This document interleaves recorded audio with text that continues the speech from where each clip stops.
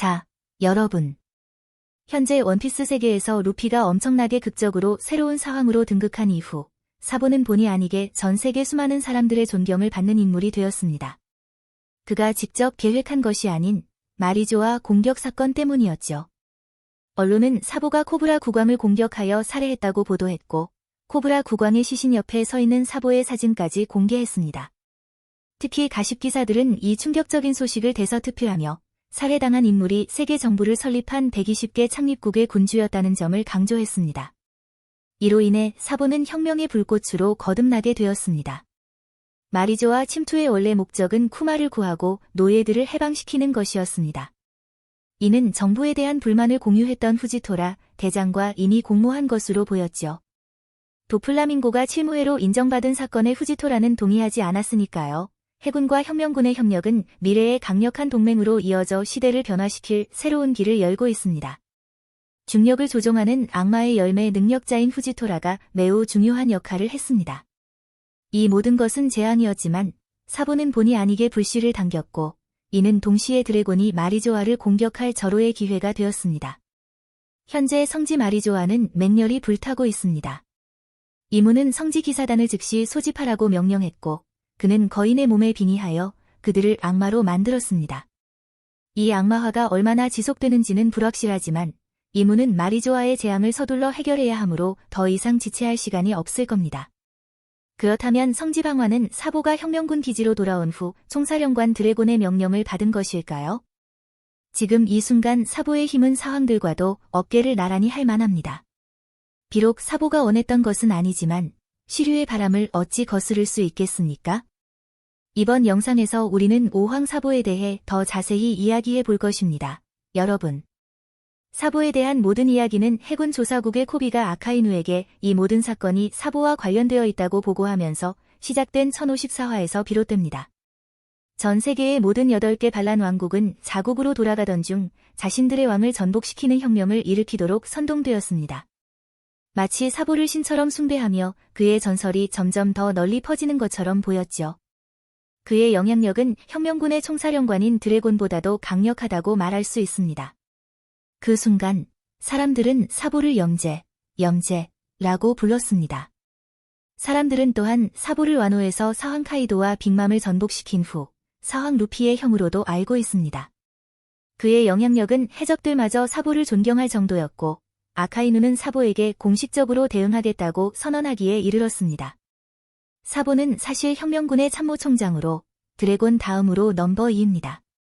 이 덥수룩한 머리의 사보는 이런 시대적 파장을 일으키기 위해 마리조아 공격을 계획한 것이 아니라 단순히 친구 쿠마를 구하기 위해서였습니다. 그러나 예상치 못한 사건들이 발생하면서 사보의 이름이 전 세계에 사황 못지않게 유명해졌습니다. 특히 그가 사황 루피의 형이라는 사실은 사보의 현상금 책정에 엄청난 영향을 미쳤습니다. 루피가 30억 베리의 현상금을 가지고 있다면 사보는 그 이상이어야 합니다. 사보의 예전 현상금은 6억 200만 베리로 공개되었고 당연히 더 오를 것입니다. 그렇다면 과연 얼마나 오를지가 중요하겠죠? 밀짚 모자 1당의 현상금 촉이 숫자와 끝자리가 비슷하게 증가하는 것을 볼 수 있습니다. 예를 들어 나미는 6,600만 베리에서 3억 6,600만 베리로 브룩은 8,300만 베리에서 3억 8,300만 베리로 말이죠. 사보의 이전 6억 200만 베리라는 현상금을 고려하면 해왕이라는 칭호에 걸맞게 최소 30억 6,200만 베리로 올라야 합니다. 그렇다면 어떤 이유들이 사보가 사황 수준의 죄목을 짊어지게 했을까요? 첫 번째는 마리조아에서 발생한 코브라 국왕 살해 사건입니다. 이 소식은 신문들을 통해 빠르게 퍼져나갔고 드래곤조차 이 소식에 매우 놀랐습니다. 사보는 해명했지만 혁명군만이 그를 믿었고 전 세계는 정부가 코브라 국왕을 살해했다고 믿지 않았습니다. 오히려 사보가 코브라 국왕을 오로성과 세계의 왕 이무의 소나귀에서 구하려 했다는 것이 진실이었죠. 코브라 국왕은 전 세계에서 가장 훌륭한 왕 중 한 명으로 알려져 있습니다. 그는 최근에 합류한 국가가 아니라 세계 정부를 초창기부터 설립한 20개 왕족 중 하나를 다스렸습니다. 억압받고 착취당하는 국가의 국민들은 코브라 국왕이 자신들을 억압하는 불공정한 정부 시스템의 일부라고 생각할 것입니다. 그는 비록 마리조아에 살지 않았지만 세계 귀족의 일부였으니까요. 따라서 코브라 국왕을 살해한 것은 억압받는 국가들의 한을 조금이나마 풀어주는 것과 같았습니다. 물론 알라바스타에서는 코브라가 얼마나 좋은 사람인지 아는 사람들도 있을 것입니다. 하지만 가난하고 착취당하는 백성들, 끼니도 제대로 잊지 못하는 백성들에게 그런 이야기는 들리지 않을 겁니다. 세계 정부와 천룡인에 대한 증오는 코브라 국왕에게도 일부 향했을 것입니다. 사보가 그를 죽였다는 소식은 그들에게 정신적인 해방과 같아서 현재 자신들을 억압하는 왕이나 지도자에 대한 저항을 더욱 격렬하게 만들 것입니다. 두 번째, 비비 공주가 알 수 없는 이유로 납치되었다는 것입니다. 사보는 비비의 아버지를 살해한 후 이 행동을 저지른 범인으로 지목되었습니다. 비비는 이전에 CP0에게 붙잡혔었습니다. 다행히 와포루가 적절한 위치에 개입하여 비비를 다른 왕국배에 태우고 성지를 탈출할 수 있었습니다. 현재는 가십기사를 통해 전 세계가 사보가 비비와 공모하여 그녀를 혁명군 활동에 필요한 협상 카드로 사용하려 했다고 생각하고 있습니다. 이는 도플라밍고가 코비 영웅을 사용하여 하치노스를 연합국으로 인정받으려 했던 것과 상당히 비슷합니다. 많은 국가의 국민들이 이 소식을 들으면 사보를 안전한 수를 계산하여 움직이는 뛰어난 전략가로 평가할 것입니다. 사보는 그들이 현재의 비참한 삶에서 벗어나기 위해 따라야 할 재능이 있는 지도자입니다. 투쟁이 불꽃은 더 이상 재처럼 타오르지 않고 더욱 활활 타오르게 될 것입니다. 세 번째, 사보는 샬롯 성 암살 시도에도 연루되어 있습니다. 제이가르시아 세턴이 사이와 레오를 밀짚 모자 1당의 깃발 아래 보호하며 샬롯을 공격하여 사형 선고를 받았다는 소식은 외부 세계에 공개되지 않았을 가능성이 있습니다. 세상 사람들은 샬롯이 흉악하게 공격받았다고만 생각할 뿐, 그 이상의 이야기는 알지 못합니다. 성지에 침입하여 코브라 국왕 살해와 비비 납치라는 두 가지 혐의가 더해진 사보 외에는 누구도 이 사건에 대한 책임을 지지 않을 것입니다. 이는 억압받는 국가의 국민들 눈에 사보의 가치를 더욱 높일 것입니다.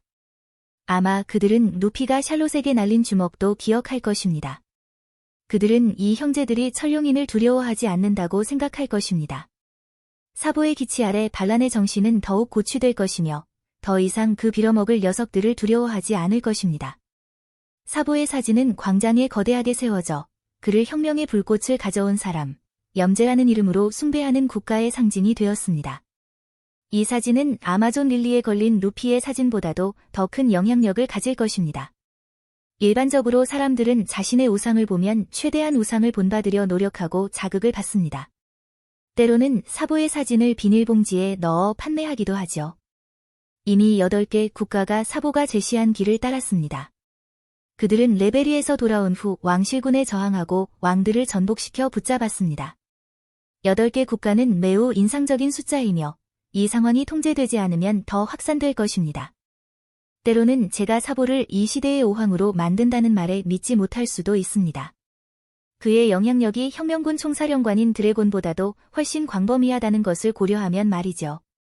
903화에서 루피의 오황 칭호는 다음과 같은 기준으로 공식적으로 확인되었습니다. 사황 빅맘으로부터 어인섬을 구한 후 밀짚 모자 깃발 아래 보호받는 수많은 영토를 가졌다는 점. 드레스로사 이후 5,600명에 달하는 거대한 자유함대를 얻어 한 국가의 군사력에 버금가는 병력을 보유했다는 점. 당시 루피는 드래곤이라는 아버지가 드러나지 않은 채 혁명군 넘버 2인 형 사보와의 관계가 알려져 있다는 점. 제르마 66, 태양 해적단, 밀짚 모자 해적단 등 수많은 세력이 루피가 필요할 때 그의 명령에 따라 행동한다는 점. 그리고 특히 루피가 빅맘의 현상금 높은 간부 2명을 쓰러뜨리고 사황에게 감히 도전했으며 일절 부상 없이 웨딩 케이크를 파괴했다는 것은 이 녀석이 엄청나게 대단하다는 것을 보여주었습니다. 루피가 빅맘에게 주먹을 날리는 장면을 직접 본 사람은 거의 없지만 빅맘은 그 주먹을 막아냈고 루피는 기진맥진했습니다. 하지만 이 정도만으로도 세계가 루피를 오황이라고 불렀다면 사보처럼 강력한 영향력으로 전 세계의 수많은 투쟁 세력을 이끄는 인물이 오황으로 불리지 못할 이유가 있을까요? 아마 여기까지 시청하신 분들 중 일부는 사보가 해적들에게만 주어지는 해황, 즉 오황이라는 칭호에 어울리지 않는다고 생각할 것입니다. 사황 시스템이 구사황이든 신사황이든 해적들로 이루어져 있으니까요. 하지만 한 가지 여러분이 고려해야 할 점은 대부분의 사황들이 자신을 더 이상 선장이라고 부르지 않고 자신만의 별명을 사용한다는 것입니다. 예를 들어 버기는 사업가이므로 많은 부하들이 그를 회장님이라고 부릅니다. 샹크스는 거대한 함대로 가족을 이루었고 그를 대부라고 부릅니다. 샹크스는 타이타닉이라는 강력한 배를 가진 함대의 제독을 자처합니다. 빅맘은 홀케이크 아일랜드의 아이들의 어머니를 자처합니다. 그리고 카이도는 백수 해적단의 총독입니다. 지금까지 황제급 인물 중 자신을 선장이라고 부른 것은 루피와 로저뿐입니다. 원래 원피스 세계는 대양으로 이루어져 있지만 해적들은 탐험가이며 배를 타고 이동합니다. 사보도 마찬가지입니다. 이번 사건 이후 전 세계가 사보를 염제, 즉 혁명의 불꽃이라는 이름으로 숭배한다면 그는 바다의 새로운 황제, 즉 신오황의 위치에 걸맞을 것입니다. 루피가 사황으로 승격된 후 오황 사보의 현상금 또한 매우 적절하게 30억 6,200만 베리가 될 것입니다. 제가 위에서 나눈 생각들에 대해 어떻게 생각하시나요? 사보는 과연 오황이라고 불릴 자격이 있을까요? 염제 사보, 이글이글 열매의 각성을 통해 동물계처럼 변신하고 초인계처럼 조작하며 다른 어떤 악마의 열매 시스템보다 강력하게 진화할 수 있을까요? 이문은 패왕색 패기를 가지고 있을까요? 엄청나게 강력할까요? 사람들은 사보가 치명적인 부상을 입고 마리조아에서 간신히 탈출했다고 생각하지만 사보가 그곳에서 세계의 왕 이모와 오로성에 맞설 만큼 극도로 강하다는 것을 깨닫지 못합니다. 당장은 눈에 띄는 큰 싸움은 없었지만 오로성이나 그들의 적들이 어떤 식으로 행동하는지를 보면 사보가 운이 좋았던 것인지 아니면 정말로 실력을 갖춘 것인지 이해할 수 있을 것입니다. 사보는 부상을 입었지만 루루시아에서 죄스러운 사건이 발생하여 섬이 사라지기 전까지 짧은 회복 기간 동안 가슴을 꿰뚫는 부상에서 상당히 빠르게 회복했습니다. 전 세계가 사보를 염제, 불의 황제라고 부르는 것은 더 크고 인상적이며 통제력을 상징하는 칭호입니다. 이글이글 열매의 힘은 이전 사용자였던 불주먹 에이스보다 훨씬 뛰어납니다. 에이스는 이글이글 열매의 힘을 일부만 개발했지만 매우 강력했습니다. 그는 검은 수염과 오랫동안 1대1로 싸울 수 있었는데 당시 검은 수염은 에이스의 얼굴에 상처를 입혔고 에이스는 자신이 부주의하지 않았다고 말했습니다. 훨씬 뛰어난 수준으로 사보가 이글이글 열매를 각성하면 얼마나 강력해질까요? 이제 이 영상의 본론에서 자세히 분석해 봅시다. 악마의 열매 각성은 악마의 열매의 가장 큰 힘의 변형입니다. 각성 단계에 도달한 사람은 자신이 소유한 악마의 열매의 일반적인 능력보다 훨씬 큰 독특한 기술을 만들어냅니다. 도플라밍고는 수많은 각성 형태가 있다고 단언했습니다. 각성 형태의 능력은 한두 가지 기술에 국한되지 않고 훨씬 더 신비로운 진화를 이룹니다. 예를 들어 로우는 일반적인 공격으로는 카이도나 빅맘의 패기를 뚫을 수 없었지만 각성 형태에서는 빅맘의 팔을 꿰뚫고 심지어 강력한 내부 데미지를 입혀 사황을 혼란에 빠뜨릴 수 있었으며 사황을 쓰러뜨리는데 매우 큰 공헌을 했습니다. 로우의 각성 시 능력 범위도 훨씬 커져 룸에 국한되지 않고 와노의 가장 깊은 곳, 화산의 심장부까지 꿰뚫어 빅맘을 지옥의 문으로 이끄는 길을 열었습니다. 도플라밍고와 카타쿠리는 악마의 열매를 각성했을 때 주변 환경에 크게 영향을 미쳤습니다. 그들은 건물, 구조물, 심지어 땅까지 초인계 능력에 속하는 물질로 변형시킬 수 있었습니다. 반면 로우와 같은 초자연계 초인계 열매는 거의 환경에 영향을 미치지 않고 아무리 큰 저항이 있더라도 대상에 직접 영향을 미칩니다. 초인계는 훨씬 더 흥미로운데 환경 조작 및 대상 조작 외에도 지금까지는 다른 어떤 것도 보지 못했기 때문입니다. 그 중에는 키드의 자력 열매도 마찬가지죠. 그는 보통 생물체에게는 할 수 없고 금속에만 적용되는 자극으로 빅맘을 자석의 극으로 조종할 수 있었습니다. 이제 동물계 각성에 대해 잠시 살펴봅시다. 이 시스템에 대해서는 이전에 상당히 자세히 다루었으므로 너무 많이 이야기하지 않겠습니다. 동물계 각성은 소유자에게 힘의 지표를 제공합니다. 즉, 초인계와 반대입니다. 초인계는 조작이지만 동물계는 물리적 지표를 향상시킵니다. 하지만 일부 신화속 동물계는 야마토의 신화속 동물계 능력에서 나오는 nen기나 카이도의 물고기 열매에서 나오는 마그마 불꽃처럼 자연계의 특성도 가지고 있습니다. 그리고 지금까지 자연계 악마의 열매는 각성면에서 가장 큰 미스터리입니다. 자연계도 다른 두 시스템과 밀접한 연관이 있지만 훨씬 더 강력하다고 믿으세요. 하지만 그 이전의 자연계 열매들을 자세히 살펴보고 흥미로운 점들을 많이 찾아봅시다. 비록 아직 어떤 열매도 각성이 확인되지는 않았지만요. 얼음 열매에 대해서도 이야기하자면 쿠잔의 nen기 특성은 그가 얼음으로 수면을 얼릴 수 있기 때문에 바다의 약점을 피할 수 있다는 점에서 매우 강력합니다. 가프와의 근접전에서 쿠자는 노장 가프에게 모든 신체 능력이 뒤처지는 모습을 보였지만 가프에게서 공격 기술을 배웠고 매일 전함 수백 척을 주먹으로 때려 신체 능력을 단련하는 등 강력한 훈련을 했음에도 말이죠. 하지만 쿠잔의 가장 치명적인 약점은 가프처럼 패왕색 패기를 가지고 있지 않다는 점이었습니다. 그런데도 그는 자신의 손을 얼음층으로 감싼 기를 통해 전설적인 가프와 거의 동등한 수준의 파괴력을 가진 주먹을 날릴 수 있었습니다. 이 상황을 보면 쿠잔이 얼음의 악마의 열매 능력을 손에 집중시킨다면 공격의 내구도를 크게 높일 수 있다는 것을 알 수 있습니다. 그리고 보통 얼음계 냉기는 가프의 패왕색 패기를 만나면 이전 공격처럼 산산조각이 나는데 가프는 패왕색 패기로 그것을 부수었습니다. 아카이누의 용암 주먹이 사황 흰수염의 몸을 꿰뚫은 것은 매우 어려운 일입니다. 불주먹 에이스 역시 다른 캐릭터들에 비해 엄청난 내구력을 가지고 있었기 때문에 흰수염의 패기는 빅맘이나 카이도에게 뒤지지 않는다는 것이 전투에서 드러났습니다. 이 두 사황의 패기는 로우나 키드의 악마의 열매 능력의 영향을 막아낼 수 있었으니 흰수염도 비슷한 방어 능력을 가지고 있었을 것입니다. 비록 그가 질병으로 약해졌다고 알려졌지만 흰수염 같은 전설적인 인물을 얕볼 수 없습니다. 아카이누의 주먹은 원피스 세계에서 가장 강력한 주먹이라고 생각합니다. 이 점은 아카이누가 쿠잔의 얼음처럼 강한 용암층을 자신의 손에 둘러 흰수염을 관통하는 치명상을 입혔다는 것을 보여줍니다. 그곳은 사카즈키라고도 불리죠. 그리고 쿠잔은 자연계 악마의 열매 능력의 가장 전형적인 예시입니다. 각성에 대해 말하자면 그 두 사람이 선구자이며 이것이 제가 그들을 더 자세히 연구해야 하는 이유입니다.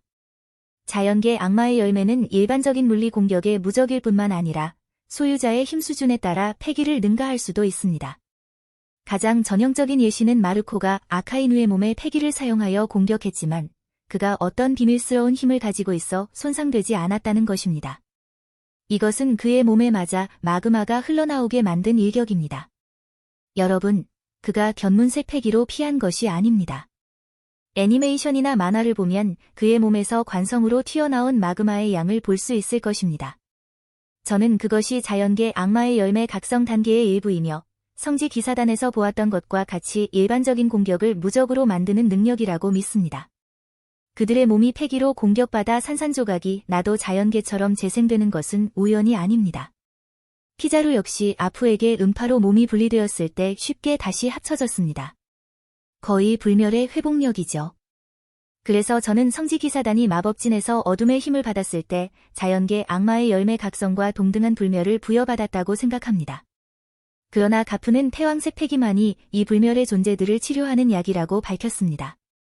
마르코는 무장색 패기를 사용했음에도 불구하고 무력하게 당했지만 사황 흰수염은 달랐습니다. 그는 패왕색 패기를 동반한 지진 능력을 사용하여 아카이누에게 큰 부상을 입혔습니다. 여러분들이 놓친 아주 작은 디테일은 흰수염이 먼저 데나스로 공격하여 몸을 꿰뚫었지만 이 주먹으로는 전혀 손상되지 않았다는 것입니다. 이는 사황 흰수염이 대장들의 힘을 시험하고 있었다는 것을 의미합니다. 아카이누에게는 패왕색 패기를 사용하지 않았고 에이스를 죽인 아카이누의 행동에 분노했을 때에야 사용했습니다. 이것이 명확하지 않나요? 그래서 그 전투에서 전성기에는 엄청난 패기를 가지고 있었고 비록 약해졌지만 패기를 잃지는 않았을 흰수염이 아카이누에게 치명적인 손상을 입혀 그를 일시적으로 전투에서 제외시킬 수 있었습니다. 이 시기 애니메이션과 만화에서는 팬들이 패기를 구별하기 위한 효과가 아직 흔하지 않았기 때문에 흰수염이 병으로 약해져 패왕색 패기를 사용할 수 없다는 오해가 생겼습니다. 패기가 없었다면 아카이누에게 어떻게 손상을 입힐 수 있었을까요? 마르코조차 무장색 패기를 사용해도 아카이누에게 상처를 입힐 수 없었는데 말이죠. 그렇다면 자연계 악마의 열매의 특성은 각성한 사용자에게 한 지점에 힘을 집중하여 방어나 공격을 위한 패기처럼 단단하게 만들고 더 나아가 자연계 열매의 특성도 가질 수 있도록 할까요? 아직 끝나지 않았습니다. 영구적으로 환경을 조작하는 능력은 초인계 물질계의 일시적인 능력보다 훨씬 뛰어납니다. 가장 전형적인 예시는 펑크 하자드에서 아카이누와 쿠잔의 전투입니다. 그들의 전투는 이 섬을 영구적으로 얼음과 화산이라는 두 가지 극으로 만들었습니다. 도플라밍고의 능력보다 훨씬 강력하지 않나요? 도플라밍고의 실은 그가 조작하고 공격한 후 일정 시간이 지나면 사라집니다. 카타쿠리도 땅에 떡을 만들어 루피를 잡았지만 그것 역시 끝났습니다. 하지만 펑크 하자드는 끝나지 않고 그 지역의 기후와 날씨를 영구적으로 변화시켰습니다. 동시에 아카이누와 쿠잔의 전투는 원피스 역사상 가장 긴 전투로 알려져 있으며 무려 10일 밤낮 동안 지속되었습니다. 이것은 해군 원수 자리를 놓고 벌어진 치열한 싸움이었습니다. 전투 결과는 쿠잔에게 다리 하나를 잃게 하고 몸에 여러 화상을 입히는 등 심각한 부상을 남겼습니다. 아카이누는 귀 일부가 찢어지고 여러 화상을 입었습니다. 즉, 그들은 10일 동안 교류만 한 것이 아니라 모든 힘을 다해 10일 동안 치열하게 싸웠다는 것입니다. 그리고 그중 가장 큰 요인은 체력이라고 할 수 있습니다. 여러분은 일반인이 그렇게 엄청난 체력을 가지고 10일 밤낮 동안 강력한 상대와 싸울 수 있다고 생각하시나요? 매우 어렵습니다. 에이스와 징베의 전투는 5일 밤낮 동안 지속되었지만 그렇게 치열하지는 않았고 그 후 둘 다 지쳐서 더 이상 움직일 수 없어 쓰러졌습니다. 하지만 아카이누와 쿠잔은 달랐습니다. 일반적인 인간은 어떤 외부적인 지원 없이는 그렇게 엄청난 체력을 얻을 수 없습니다. 그리고 이것이 우리가 자연계 악마의 열매와 그 각성에 대해 생각해야 하는 이유입니다. 각성한 자연계는 사용자에게 상상할 수 없는 체력을 부여합니다. 물리적 능력치도 훨씬 더 높은 수준으로 증가하여 각성한 동물계 못지않게 빠른 회복 속도와 놀라운 체력을 가집니다. 아카이누는 사황 흰수염에게 쓰러져 균열로 던져진 후 잠깐 사이에 마린포드로 돌아와 전장을 휩쓸었습니다. 만약 아카이누가 던져졌을 때 충분한 힘이 있었다면 흰수염이 검은 수염에게 쓰러진 후까지 기다리지 않고 바로 흰수염에게 달려들었을 것입니다. 이 시간은 아카이누가 흰수염에게 받은 심각한 부상에서 체력을 회복하기에 충분한 시간이었습니다. 그리고 그는 계속해서 전장에 남아있는 모든 사람들에게 마그마를 퍼부으며 일시적으로 죽였습니다. 저는 오다가 이 두 캐릭터의 힘을 아직 완전히 보여주지 않았다고 진심으로 생각합니다. 사카즈키는 붉은 개라는 별명을, 쿠자는 푸른 꽁이라는 별명을 가지고 있습니다. 그것들은 그들의 자연계 악마의 열매 안에 숨겨진 신화 속 생물들입니다. 대부분의 자연계 사용자들은 동물계처럼 변신할 수 있으니까요. 에넬은 번개번개 열매를 소유하여 더 강한 전류를 가진 뇌신 라이진으로 변신할 수 있었습니다. 그 뇌신 형태도 더 명확하게 보였죠? 시저도 가스가스 열매의 가스에서 악마 같은 형태로 변신하여 주변 환경을 더 잘 조작할 수 있었습니다. 모네도 눈눈 열매를 사용하여 날카로운 이빨을 가진 눈 괴물로 변신했습니다. 그 괴물의 공격 또한 그녀의 일반적인 몸보다 훨씬 인상적이고 광포했습니다. 그러니 사카즈키와 쿠잔도 그들의 자연계 마그마와 냉기의 특성을 가진 어떤 괴물이나 신의 형태로 변신할 수 있다는 것을 충분히 이해할 수 있습니다. 결론적으로 자연계 악마의 열매의 각성은 다음과 같습니다. 첫째, 성지기사단처럼 패왕색 패기에 의해 손상되지 않는다면 거의 무한에 가까운 불사 재생 능력. 보통은 무장색 패기만으로도 피해를 줄 수 있습니다. 둘째, 새로운 종류의 무장색 패기처럼 한 점에 집중하여 강도를 강화하고 패왕색 패기처럼 엄청난 내구력이나 데미지를 입힐 수 있는 능력. 셋째, 그 악마의 열매의 자연계 시스템에 따라 환경을 영구적으로 변형시킬 수 있는 능력으로 초인계 물질계의 일시적인 능력보다 훨씬 뛰어납니다. 넷째, 소유자의 물리적 능력치를 상상할 수 없을 정도로 크게 증가시키고 놀라운 회복 속도와 체력을 더합니다. 다섯째, 동물계 형태처럼 변신할 수 있는 능력으로 열매의 특성과 소유자의 상상력에 따라 특정 생물로 변합니다. 이제 우리는 현재 가장 유력한 자연계 악마의 열매 각성자, 염제 사보에 대해 생각해 봅시다. 그는 에이스의 이그릭을 열매를 계승했으며 사용 기술과 얻을 수 있는 힘면에서 더 높은 수준으로 진화했습니다. 사보가 이 악마의 열매를 소유한 기간은 드레스로자 이후로 짧지만 저는 각성이 소유 기간이 아니라 열매와 사용자 간의 이해와 융합에 달려있다고 믿습니다. 세계의 왕 이무와 오로성에 맞서고도 운 좋게 살아남은 것은 기적입니다. 그리고 그 기적은 이그릭을 열매의 각성에도 달려있습니다. 왜냐하면 이들은 거인의 섬 전체에 영향을 미칠 정도로 엄청난 패왕색 패기를 소유한 자들이고 오로성은 더욱 무서운 존재들이니까요. 사보가 이무의 치명적인 일격에 버틸 수 있었던 것은 우리가 앞에서 분석한 네 번째 기준 덕분입니다. 루루시아에 도착한 후에도 매우 빠르게 회복했었죠. 저는 사보의 이글이글 열매 각성이 그에게 동물계 같은 변신 능력을 가져다 줄 것을 매우 기대합니다. 이 불괴물은 분명 불과 관련된 신화적인 존재일 것입니다. 모네가 그리스 신화의 하피를 기반으로 하고 에넬이 일본의 라이진을 기반으로 했다면 사보는 어떤 신화 속 생물과 관련이 있을까요? 지금 바로 이 영상 아래의 댓글로 여러분의 의견을 남겨주세요.